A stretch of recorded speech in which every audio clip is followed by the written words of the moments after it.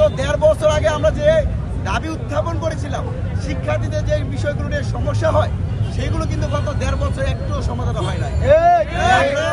এই যে আরেকটা কথা না বললেই নয়, আমি কেন্দ্রীয় সমন্বয়ক হিসাবে সায়েন্স ল্যাব নীলকেতপুর নেতৃত্ব দিয়েছিলাম।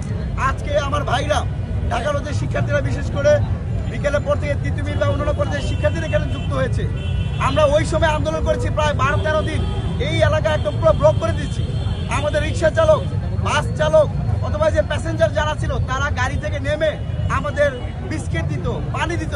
কিন্তু আজকে রাষ্ট্র এই জনগণের সাথে তামাশা করছে, শিক্ষার্থীদের সাথে তামাশা করে শিক্ষার্থীদের সাথে জনগণের সংঘর্ষ তৈরি করার একটা পরিবেশ তৈরি করে। আমরা মনে করি রাষ্ট্র এখানে সম্পূর্ণরূপে ব্যর্থতা পরিচয় দিয়েছে। এই যে রাস্তায় যারা দাঁড়িয়েছে, অনেকে আমাদের শিক্ষার্থীদের নিয়ে বিরূপ মন্তব্য করছে, এগুলো আমাদের লজ্জা লাগে। আজকে আমি স্পষ্ট করে বলতে চাই, আর কোনো সায়েন্স ল্যাব, নীলক্ষেত বা ওই শিক্ষা ভবন নয়, যদি আগামীকালের মধ্যেই ঢাকা কেন্দ্রীয় বিশ্ববিদ্যালয়ের মধ্যে জারি না হয়, তাহলে যমুনাও ঘেরাও করতে হবে।